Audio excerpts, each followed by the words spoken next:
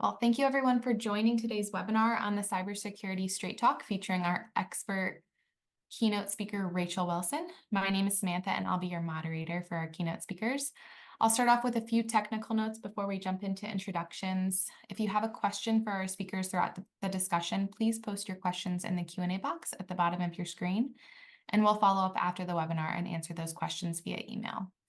Lastly, there will be a survey that pops up at the end of the webinar. Make sure to fill it out and let us know what you thought of the talk today. Now let's introduce our first speaker of the day. To kick things off, we have Eric Krucker, Chief Technology Officer at Comport. Eric manages Comport's IT solution portfolio and strategies from both the customer and partner perspective. He leads a team of experts who helps Comport's customers achieve efficiency, security, and innovation in today's digital business. Welcome, Eric. Thank you, Samantha. I appreciate it. So good morning, everybody. Good morning. I wanted to welcome everybody to the webinar. Thanks for coming. We have a great speaker lined up, so we're going to get to it quickly. Wanted to intro with a little bit about what's going on today in cybersecurity and who Comport is and how we can help. We believe that cybersecurity requires a holistic approach these days. You have to look at all the different pieces of security to be covered. And to cover all the crown jewels of the organization, which essentially is mostly data these days, right? And it's the new currency. It's what the bad actors are looking to either exfiltrate or compromise in some form or fashion. And they're using loss of function of the organization as a weapon to extract money out of the data that they're extracting or the systems that they're stopping from functioning, right? So we need to be able to protect what's most vulnerable and what we think is the crown jewels of the organization, detect what's happening in the environment really quickly, and then also be able to recover, right? So even if it's a small attack and we've detected an intrusion quickly, we need to get back up and running to a steady state as soon as possible. Next slide, please. So everybody's familiar with the NIST framework, right? So your mileage may vary on what to protect and how to protect it, but we believe in security in depth, right? So you can't really take one of these things and weight them more heavily than one of the other things. You really have to cover all these different areas in your environment.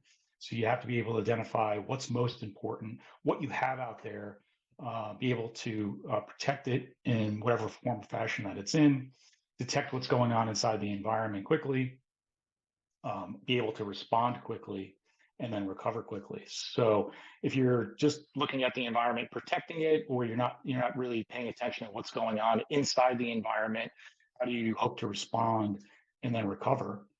So what we bring to the table is we bring our technical expertise, right, in implementing all these different solutions across the board, everything from inventory of the environment and digital assets to recovering from backup and recovery, right, on that side, whether that's DR or getting back up and running from a backup perspective.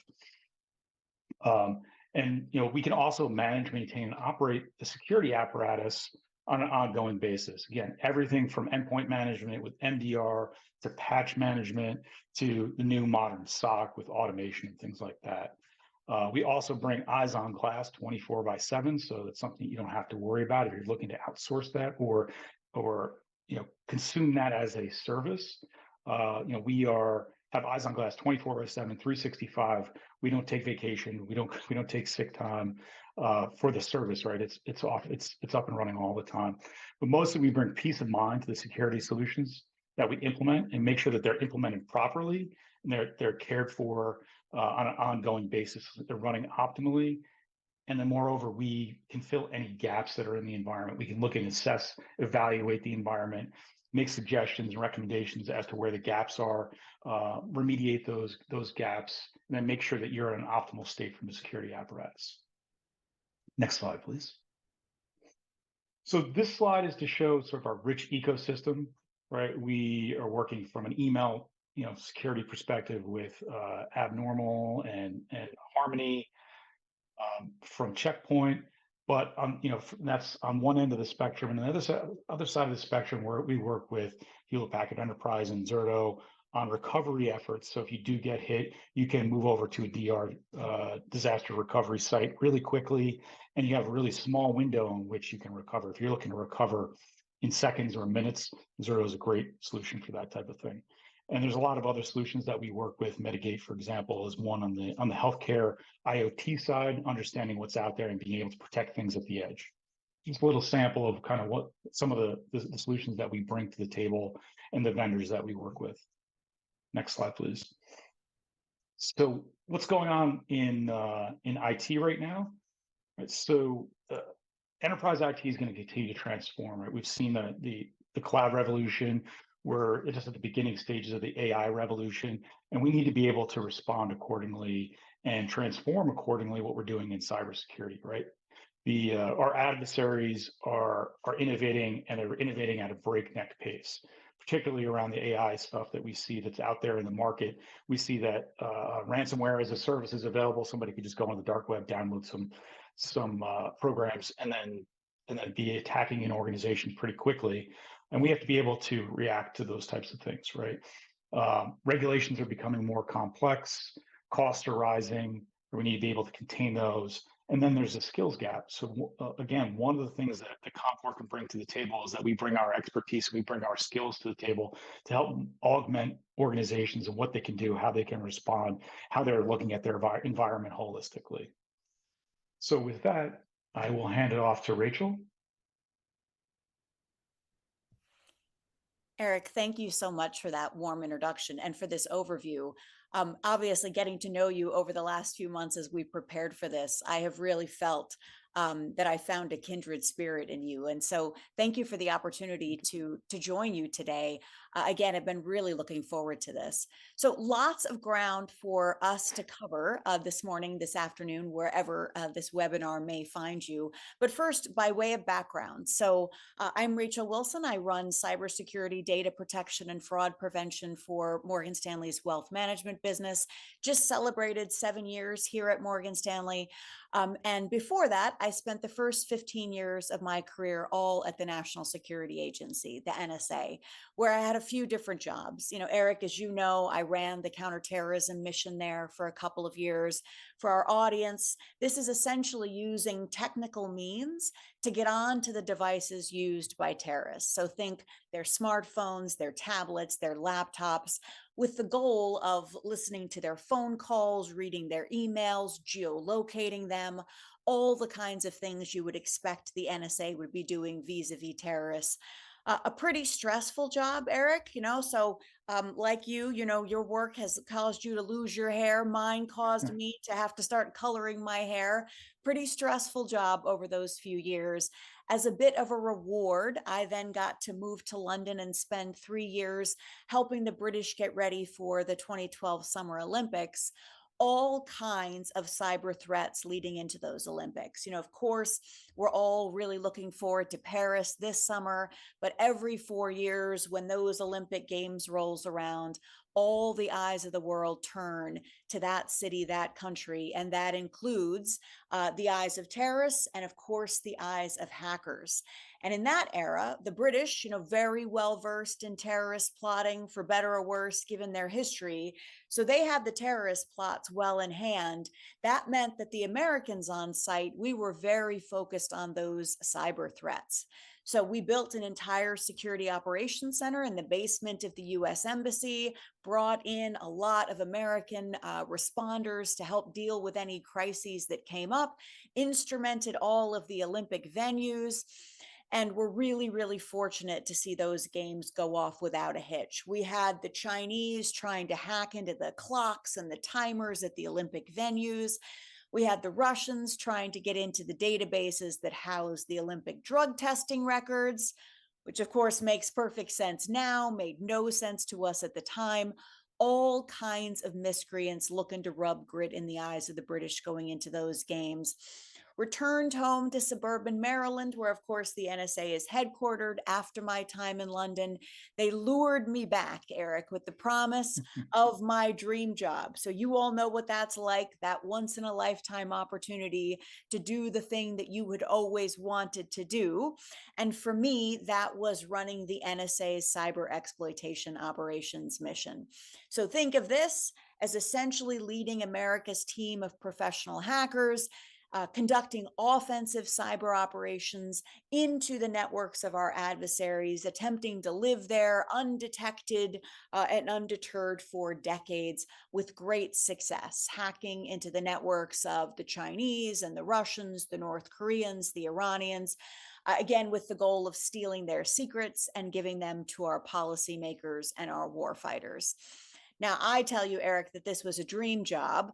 That for me, in part, was because as a technologist, I got to work pretty much every technology on the planet, including a whole bunch of technologies that, we can't even buy here in the United States. So think, indigenous Iranian firewalls or cracked versions of Windows that you can only find in North Korea. We'd have these things diplomatically pouched in. We would reverse engineer them and then discover vulnerabilities to use back against our adversaries. Also a dream job because I got to lead a team of incredibly brilliant patriots who were also, I'll be honest, incredibly weird dudes, right? So you think about this, Eric, I would travel around the country meeting, very young, aspiring, fresh college graduates coming out of America's top computer science and computer engineering programs. Now, they were getting big six-figure offers at the likes of many companies you could imagine. I was offering them government peanuts in return. But I could offer them one thing that, frankly, no one else could, and that was the opportunity to do something that would be illegal anywhere else. And for a particular ilk of young person, you guys probably know some of these folks, that opportunity to no longer be beholden to the Computer Fraud and Abuses Act was, in fact, a very alluring proposition. So we'd bring these kids in, we'd give them 18 months of highly classified training, and then we would conduct these hundreds of operations every single day. You can probably tell, guys, how proud I am of the work that the NSA and the intelligence community did in my tenure. I remain incredibly proud of the work that they do for us day in, day out. And I've never been more proud than these past few years. You look at the whole geopolitical situation between Russia, Ukraine, China, the rise of artificial intelligence, and now the whole situation in the Middle East. These folks have never been busier, working 24/7, 365 days a year to keep us safe. So after my 15 years tenure at the NSA, I decided to try my hand at something new, came to Morgan Stanley, where my job is to make sure that every system, every network, every application that we field to our 15,000 financial advisors around the United States and our 15 million clients around the world, that all of them are as time-tested, battle-hardened, hacker-proofed as possible before we put that technology out in their hands. And of course, again, Eric, getting to know you, a fellow practitioner here in the trenches with me, has been an absolute pleasure these past few months. So what are we going to talk about today? We, again, have a lot of ground to cover. I want to start by giving all of you a quick tour of my sleepless nights as the head of cybersecurity for a large bank. I don't sleep well in this job. If we have fun today, none of you will sleep well tonight. I will tell you, 25 years in the cybersecurity space, I have never seen a set of circumstances that is quite as dire as the one that we are in today. Again, from all angles. And as Eric said, with artificial intelligence now prolific, the barrier to entry to being a quite sophisticated hacker has been lowered, and we are seeing an increase in the scope, scale, and velocity of attacks like nothing we've ever seen before. Then I want to dive into what I worry about for all of you. Here in 2024, I will tell you that for me, this is the year of the 4 R's: Russia, ransomware, resilience, and regulation. Those 4 R's are coming at us fast and furious. And then, of course, we will talk about what we can all do to be safe for cyber citizens. Of course, you all have a leg up on the rest of the world just by joining us here today and by having such great partners like so many of the companies that Eric mentioned leading into this. So let's dive in. My world tour of sleepless nights tonight will no doubt start with North Korea. Why? North Korea, of course, is up against staunch international sanctions, has no domestic economy to speak of, and yet is trying to fund a wildly expensive missile and nuclear program. So how are they doing this? How is North Korea funding its government in 2024? Well, essentially, they've made it a major plank of their national strategy that they're going to fund their government by hacking into banks and stealing money, right? That old adage, why rob banks? It's where the money is. We just never expected to see a nation take this on as the source of their gross domestic product. But that is exactly what North Korea has done. And what's unfortunate for all of us today playing defense is that they've proven very effective with their hacking strategies. That is in no small part because they have resourced their hacking department at a very high level. So estimates have it at now around 7,000 people in the North Korean government who just have bank hacking as their full-time job. And those ranks just continue to grow. Now, Eric, as you know, I tell my kids all the time how fortunate they are that they did not grow up in North Korea. My teenage daughter says that having me as a mom feels like living in North Korea, but this is not fair. In reality, our kids are fortunate because in North Korea, every 11-year-old child is administered an aptitude test. You score best and brightest on that North Korean intelligence exam, and you are immediately on-ramped into the bank hacking program. These kids moved away from their families into dormitories, raised, trained to be bank hackers from the age of 11. Also unfortunate for all of us trying to protect ourselves, the North Koreans have proven to be very successful with their bank hacking strategy. So team, if you haven't listened to the podcast, watch the movie about the Bank of Bangladesh heist, I strongly recommend it. This, of course, is the heist where the North Koreans successfully hacked into the Bank of Bangladesh and carted off close to $100 million over a long weekend. This is the preeminent, notorious hacking group known as the Lazarus Group, advanced persistent threat actor in North Korea. What not everyone knows about this particular heist, though, first, the North Koreans were a typographical error away, a spelling mistake away from that being close to $1 billion. These are non-trivial dollar sums the North Koreans are going after, and this is not a one-off for them. This, again, is their strategy for funding their government, so much so that last year the United Nations published a report supporting the allegations of 27 countries around the world, all of whom are asserting that the North Koreans have come after some aspect of their critical banking infrastructure to the tune of more than $3 billion in losses over the last 3 years. Now, that number is staggering in terms of its financial impact, but think about what this means in geopolitical terms. It is terrifying when you think about the fact that that money is going right into their missile and nuclear program. Now, of course, right below North Korea, in terms of my prioritized sleepless nights, has been very much on the rise over the past 6 months, and that is Iran. Now, Iran, of course, they're not hacking for money. They've got plenty of money from their oil industry. They are hacking because they recognize that cyber represents an asymmetric threat. And they've known this for a long time. Think about it this way. Sailing an aircraft carrier into New York Harbor, that's a decade-long project. Building a nuclear weapon, thank goodness, has proven to be very challenging. So what have the Iranians done when tension gets fraught with the West? But what they've historically done is literally put 40 guys in the basement of a building in Tehran and managed to wreak havoc. This was their strategy between 2012 and 2014. Bank to bank to bank on Wall Street, 46 banks over 2.5 years, conducting wildly disruptive denial of service attacks, all in retaliation for economic sanctions, military activities, cyber activities, and with Iran, of course, as the primary backers of groups like Hamas, we are seeing them very, very active these past 6-7 months. I would encourage all of you to think about your cyber defenses through that Iranian lens. Think about what retaliation might look like in your environment. And of course, Eric, this brings us to the real sea change that we've seen in cybersecurity over the last 5 years.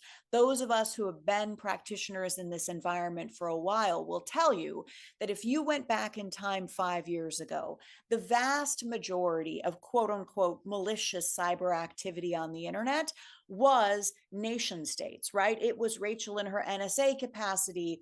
It was the Russians, the Israelis, the British, the Australians, the Chinese, all of these countries hacking each other to steal secrets and to conduct espionage. Now, make no mistake, all of that nation state level hacking activity is still going on. And it's actually going on at levels higher than ever before when you consider Russia and Ukraine. But it is now dwarfed by the volume of malicious cyber activity that is financially motivated and that is criminal in nature. And that's, of course, why this conversation that we're having today is so important for all of you. These hackers, they are not targeting you because of you. They're not coming after you because of who you are. They are coming after you because you are vulnerable. They're opportunistic, they're egalitarian.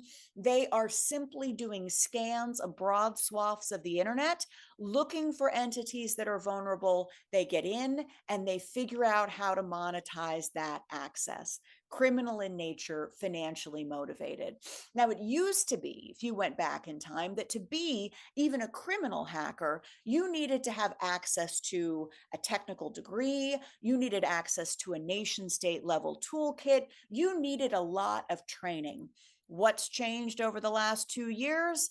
The proliferation of artificial intelligence. Now, simply with access to ChatGPT and YouTube, I, as a burgeoning, aspiring hacker, can develop quite a bit of expertise literally over a matter of days and conduct what historically would have been considered reasonably sophisticated cyber attacks.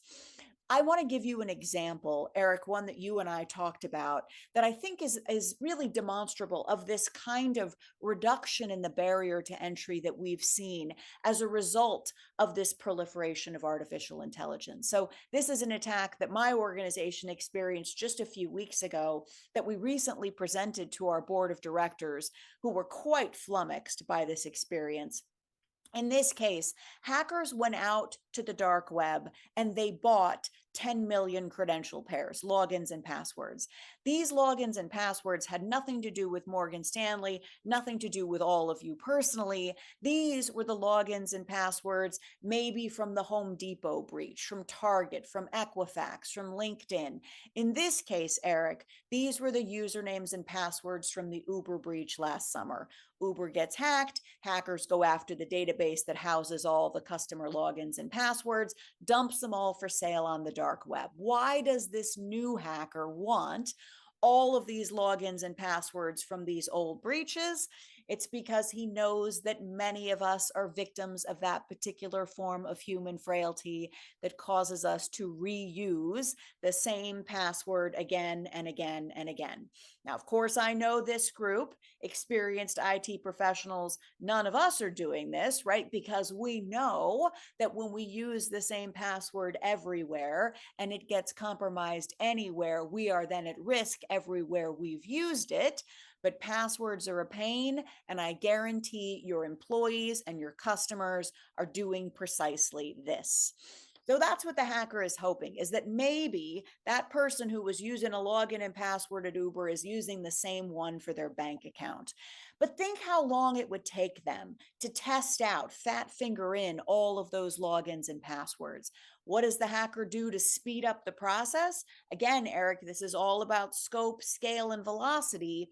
Hacker goes back to the dark web, rents a botnet. You mentioned Internet of Things type devices. That's exactly what we see here. Smart TVs, smart toasters. In this case, Eric, we found ourselves under attack by a herd of smart refrigerators. Now, imagine me explaining this to the board of directors. They wanted to know the make and model of the fridge. Was their refrigerator implicated in the attack? all the wrong questions, but we got them back on track. Imagine this, thousands of smart refrigerators throwing millions of old credential pairs against our authentication gateways simply to see what sticks. This is the power of AI and generated scripting in the hands of a relatively unsophisticated single individual. This, of course, what we see after that is the hacker trying to log into those accounts, any of those credentials that have been validated, trying to send up money movements, bill payments, all the kinds of things you would have seen a traditional fraudster, a traditional criminal do, but now with the power of AI, again, at scope, scale, velocity. Now, this brings us to 2024, which of course I have deemed the year of the 4 Rs: Russia, ransomware, resilience, and regulation. Let's start with Russia. Now, of course, as experienced IT professionals, I don't have to ask the question. You all know that Russia is certainly not sitting this one out. Certain pockets of the country I visit, they are convinced that Putin and that cyber army are just sitting on their hands, not playing in this particular war. The opposite is in fact the case. And I say this, Eric, quite begrudgingly, as both a patriot and as a former civil servant. The Russian cyber strategy for this particular war has been ingenious. What they are doing is essentially obfuscating their nation state level cyber activity to look criminal in nature. They have observed that 70% of malicious cyber activity on the internet being financially motivated and criminal in nature, and they are hiding in that noise, obfuscating nation state cyber activities to look criminal, and gradually turning up the dial using what we would think of as like a boil the frog type plan, where gradually things get hotter and hotter until what they have conducted is a bona fide bloodletting of American industries, especially in ways that are costful to Ukrainian refugees. And I want to give our audience, Eric, an example of what we've seen in terms of this Russian cyber-enabled activity over the last 2.5 years. But I would encourage all of you to think about this through the lens of your business. As I talk to companies all over the country, what we're finding is that once it's brought to light that in fact this Russian cyber activity is alive and well and going on in our backyards, they think about it through the lens of their business, and they find that things very, very similar to the phenomenon I'm about to describe. So if you were to go back in time prior to the start of the Russia-Ukraine war and ask your typical American retail bank, your Bank of America, your PNC, your Wells Fargo, what percentage of the accounts being opened online every day were fraudulent, the number might actually surprise you. You might think that a few years ago that number was 5%, 10%. The reality, Eric, is that even before the start of the Russia-Ukraine war, 40% of the accounts being opened online at your typical American retail bank were fraudulent. Now, what was going on? This was cybercrime at scale. There are entire human farms in places like Bangladesh, Ghana, Sierra Leone, just massive warehouses of people sitting next to stacks of stolen identities, opening fraudulent bank accounts. What do? They open an account in your name at Bank of America. They open another account in your name at Wells Fargo. They link those two bank accounts and they harvest the 75-cent micro deposit that banks send each other when you link an account. You've all done this, linked your account to some external entity, and you see those little tiny deposits go back and forth to validate that those accounts both exist. Now, 75 cents, harvesting that might not seem like a lot of money, but I assure you that in Bangladesh, there are entire communities that are living off of the harvesting of these 75-cent micro deposits across hundreds of people, hundreds of times a day. The Russians noticed exactly this activity and decided to turn up the heat. Let's fast forward now to January before the start of aggression from Russia coming across the border into Ukraine. Now, of course, just like all of you, we all try to work together in this space. We recognize that while we all might be competing on lots of fronts, when it comes to cybersecurity, collaboration is the name of the game. So all the banks are talking to each other. And my buddy at B of A is saying, well, Rachel, now we're at 60% fraudulent. What's going on here? 60% of the accounts being opened online every day are fraudulent in nature. They're not real. Now we get to February before the start of the war, and all of a sudden it's at 75%. This is looking really bad, and this is becoming really expensive. Now, you guys might ask the question, why weren't the banks doing anything to prevent these accounts from being opened? And the bottom line is that it would be more expensive to detect the fraudulent account than 75 cents. And so the banks had largely treated this as a retail shrinkage problem, a cost of doing business. Now it's March. Tanks are coming across the border. My best friend at PNC calls me, says, Rachel, we're at 95% fraud. It had cost them $14 million over those 2-week periods, and they made the decision, as did most of the other banks, to actually take their new online account opening flow off of the internet. To open a bank account at a big American retail bank for about 3 weeks, you needed to walk into a branch. And it was only months later, with the help of our brethren in the intelligence community, that we realized what this was really about. This was not a criminal, financially motivated attack. This was a bona fide denial of service attack that was designed to convince American banks to pull out from their online account opening flows in the very same 3 weeks that millions of Ukrainian refugees were trying to move their money to the safe harbor of American banks. This was designed to stymie the flight of capital from Ukraine in the exact same time frame and timeline that they cost American banks millions and millions of dollars. 2 birds, 1 stone, if you are Putin's cyber army. This, of course, sounds bad enough, but this was not the worst of my problems over the last few years. This, of course, brings us to ransomware, which, as Eric mentioned, has become very, very sophisticated, globally distributed, highly commoditized. I think of these entities now truly as companies. If they were legitimate companies, they would be Fortune 500 in size, very large and very effective. Why? We continue to pay. The more we pay, the more we incentivize these kinds of cyber attacks.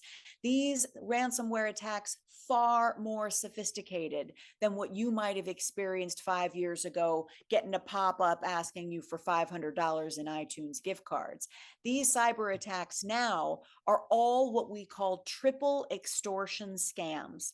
Hacker is going to get into your environment, and the first thing they are going to do is steal all of the data you care about most. This could be customer data, this could be employee data, proprietary information, source code, whatever you value, such that you would pay to have it restored or pay to have it not sold on the dark web. That's what they are going to siphon out of your environment.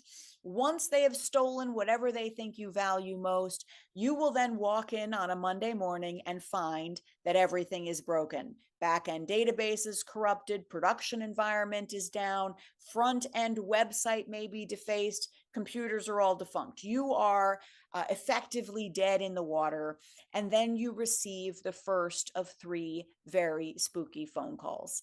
Hacker's going to call you and say, happy Monday. You'll notice that everything is broken. And this, of course, is exactly the point Eric was making earlier. You can't access your data, which is your coin of the realm. These are your crown jewels, and you are no longer in business, right? At the end of the day, these hackers know that every minute, every hour, every day of downtime comes at huge cost to your business. So they call you and say, we would be happy to give you your data back, to get all your systems up and running again. We just need $500,000 in this cryptocurrency equivalent to this wallet in South Africa by 2 o'clock. And if you don't pay by 2 o'clock, make it 600,000. They will continue to ratchet up that ransom, knowing that every hour of downtime is costing you and your business money.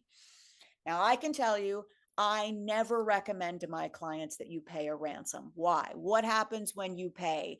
You have now told the world that you are a person who will pay a ransom, and those hackers will just keep coming back. City of Baltimore, municipal client of Morgan Stanley's, near and dear to my heart, all those years living in Maryland, has now paid a ransom 6 times for the same data to the same hacking group. 12 million in taxpayer dollars down the tubes, all because this definition of insanity, they keep getting hacked in the same way, in the same place, at the same time. Every 6 months, those hackers just pay them another visit. Now, of course, what do we do when we get that call? Hopefully, we are not in a position where we have to pay. Some entities pay.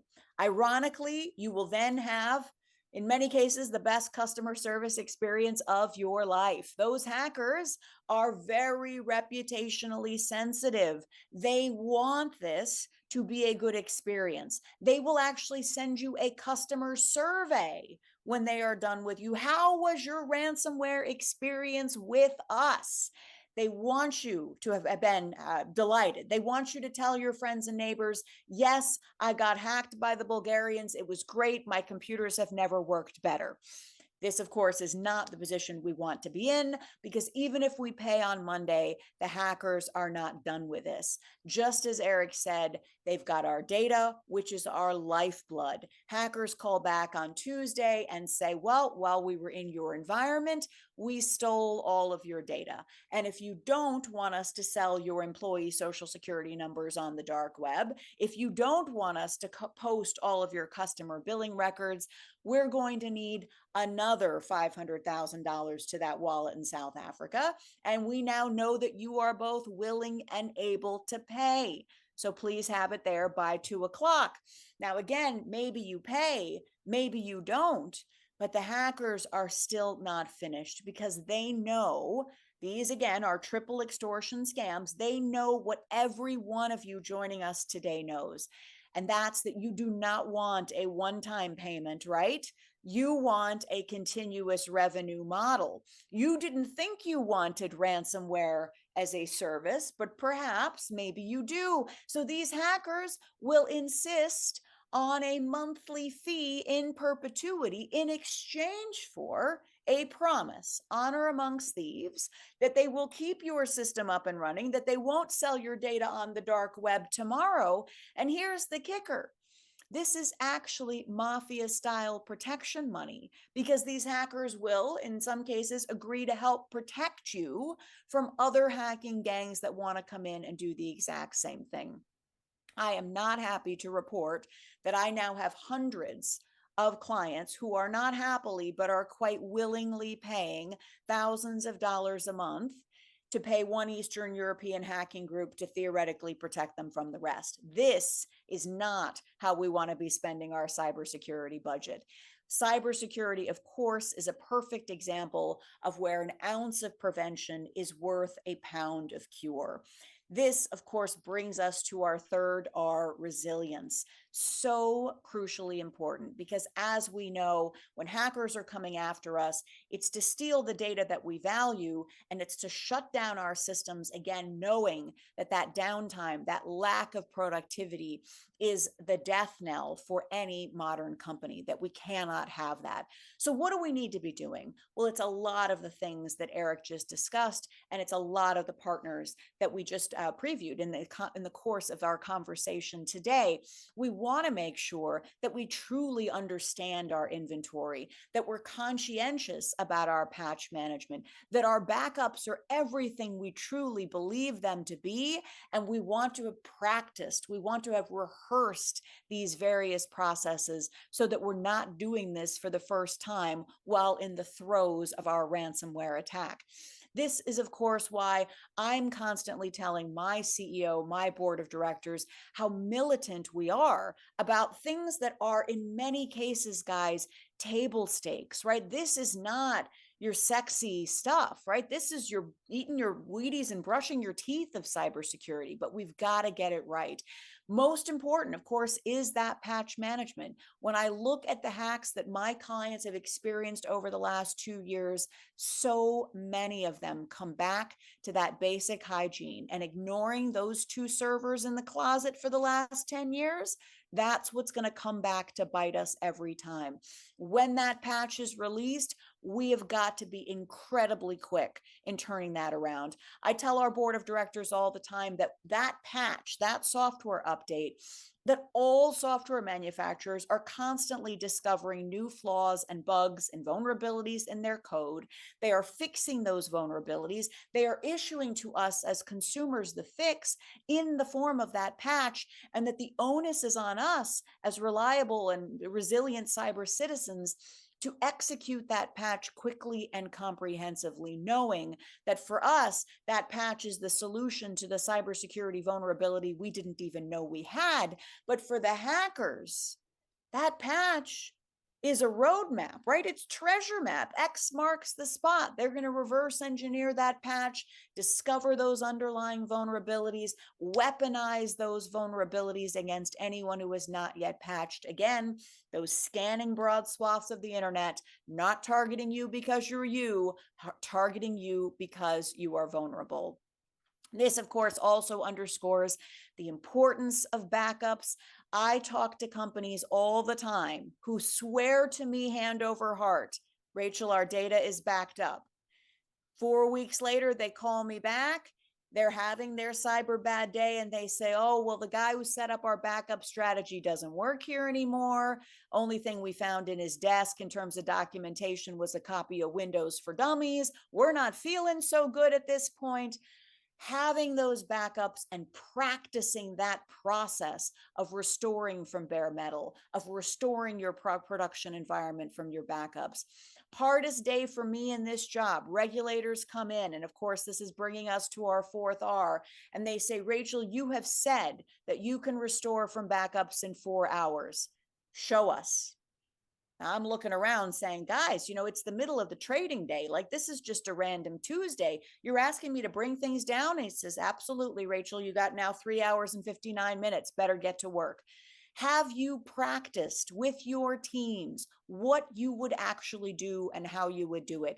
Does everyone understand their role? Not just in restoring from backups, but in that broader ransomware scenario. What I find all the time, Eric, is that companies think that responding to a ransomware attack is the IT department's job. But of course, as we know, when we're in the throes of that ransomware attack, your CEO is going to be intensely involved, your chief legal counsel, your CFO, your board of directors. Have you made a decision about whether you would pay a ransom? Do you even know how you would go about paying a ransom if you chose to do so? Or are you making the mistake that I see so many companies make, which is either deciding that ransomware is solely an IT problem, or looking at their insurance policy and deciding that that's how they're going to cover this ground? Cyber insurance has not proven to be the panacea that any of us thought it was going to be 5 years ago. I did a study of all of my clients that experienced ransomware attacks during the pandemic. And what we found was that in only 40% of cases did their insurance company actually pay them a dime. Why? Because when your insurance company comes in, what are they going to do? They're going to help you with that forensic exam. They're going to help you with regulatory outreach. They're going to help you with customer response. But what else? They're also looking for evidence of gross negligence. And just like if you drive your car off a truck or start a fire in your own kitchen, if they can see that you were not doing the things that you were required to do in your insurance policy, they will use that as a reason to walk away. Maybe you didn't meet your patch cadence expectations. Maybe you didn't do your employee training. Maybe you weren't quite as encrypted as you thought you were. All of those things will be the evidence they need not to pay you. Likewise, if they can show that the attack was coming from Russia or from North Korea, they'll declare it an act of war. Your insurance company does not cover acts of war. So of course, while we think cyber insurance is a key piece of every good cybersecurity strategy, this comes back to Eric's point from earlier. We never want to be relying on a single control, on a single technology, on a single plank of any of our tech or legal stacks as a means of defending us. We want to have a multifaceted strategy, layers of defense, understand our crown jewels, and have built an entire framework and strategy leveraging all of those pillars of the NIST framework to ensure that our insurance is truly our last line of defense and no more than that. And then lastly, speaking about the regulatory environment here in 2024, what I am finding increasingly from my regulators is that they have greater and greater expectations of the cybersecurity that we are providing, not just to the companies that we work for, but also to the customers that we support. That it's not enough for me to just protect my firm and my employees, that I need to be going a leg beyond this and actually protecting my customers essentially from themselves. That means knowing what is normal for your employees and for your customers. It's being diligent about that insider threat, that malicious insider, but equally important, that incompetent insider. Our employees are always trying to do business. They're entrepreneurial. This is what we want them to do. And so that's why building this framework of controls needs to drive employee behavior toward making the right thing, the correct thing from a security perspective, also the easiest thing, and making doing the wrong thing, whether maliciously or simply out of laziness or lack of understanding, the really hard thing. That same litmus test needs to apply to our customers, knowing when they are operating under duress, getting into their headspace when they're operating under false pretenses. It's not going to be enough for us to tell our regulators that our employees and that our customers were uninformed, that they were uneducated on these matters. We've got to be doing more at all of the layers of that onion to help all aspects of our business be not just safer, but also more resilient. We, Eric, have quite a year ahead of us in 2024. I think all of us as security professionals are going to find ourselves quite busy bees. The last message I would leave all of you with today, and again, very much the message that Eric started with earlier, is that none of us want to be doing this alone. The war for talent in this space means that none of us, even at the Fortune 50 level, are able to find cybersecurity professionals that can run the gamut of the entirety of our tech stack. The more that we can be outsourcing to best athlete, knitting together expert technologies in all of these spaces, leveraging artificial intelligence for defense in the same way that our adversaries are using it on offense, none of us can afford to fight this fight by ourselves. Having that network of professionals, of expertise, of cutting edge technology that we are knitting together to be more than the sum of its parts, that's the name of the game. Certainly, it's the approach I'm taking, outsourcing to best athlete as much as possible and leveraging trusted partners to help me understand the threat landscape. Eric, again, thank you so much for the opportunity to chat with all of you today. This has been an absolute blast for me. Any other ground we want to cover? I don't think so. That was a lot to digest there, and I'm scared. I don't know about everybody else, but a lot of sleepless nights up to this point, and I'm sure more after this point. The threats are just becoming larger and more sophisticated in nature, as you mentioned. I'll say that what I see from our clients and prospects who come to us and are looking for help is they're not doing the nuts and bolts, right? They're not doing just the basic things that most organizations can do to protect themselves, right? So think about, when I first talk to clients, a lot of it is three things. One is looking at email, right? Looking at endpoints, making sure that they know what's out there and that they're patching them, and then backup and recovery. And I look at recovery as really more important than backup. Yes, everybody checks the box. They say, oh, our backups are running, but we have them in the same place where we have everything else. So if you get attacked, that's an issue, where they don't have an air gap copy that's someplace where it can't be touched by ransomware or hackers or things like that. Very simple things. And I don't know if you see this a lot as well. It's not always sophisticated recommendations that we make. It's usually very simple things. Well, and Eric, I, of course, completely agree with you. Again, this is the people who come to me and say, oh, well, I want to detect lateral movement in my environment. And I'm like, no, you don't. What you really want to do is scan your email, right? Like these are, Right. they are really the table stakes care and feeding of the environment. But as you and I know, living in this space every day, that's where people get jammed up, right? It's those initial access vectors that are tried and true, right? It's the human factor, it's the patch standards, it's the email control environment. Those things, if we're not getting those right, none of the sexy stuff matters. Right. Right. Absolutely. Yeah. And to just wrap it up, because I know we're coming up to the top of the hour here. There's a few ways that we can help our clients. Oh, I think we went one. Yeah, there we go.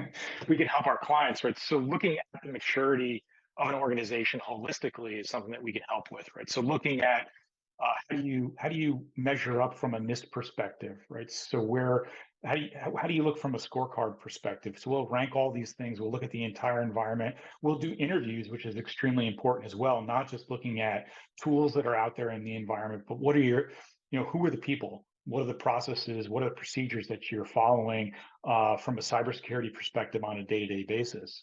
So we'll rank these things. We'll look at the controls inside the environment, and then we'll stack rank these things that are gaps or areas for improvement inside the environment. And we'll put together a scorecard and a report that states all these things and really talks to your people about where they want to invest and where we think that you should invest from an organization into the cybersecurity apparatus. And we'll provide a report that you can then take to the board and say, here's our risk, here's our cybersecurity gaps, and here's where we need to invest.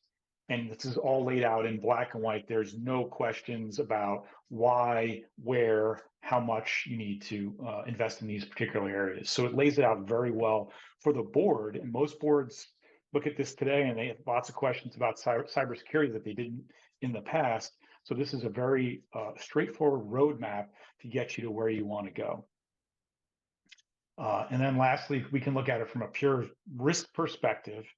Look at the cybersecurity a little bit more from the outside looking in, then also provide some virtual CISO services on an ongoing basis if that's something that you need help with.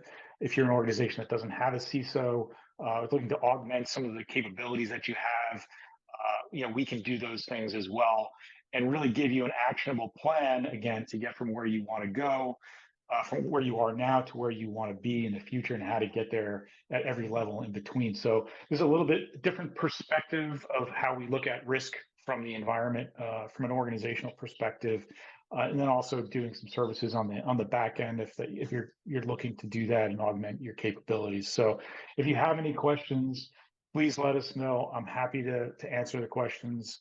Any questions that anybody has, we'll have an email provided at the end, and also a survey that we're going to do at the end. Awesome. Well, thank you to Rachel and Eric for this informative discussion about cybersecurity.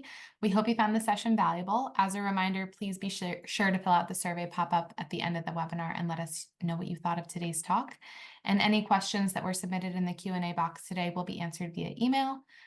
Thank you so much for joining and have a great rest of your day.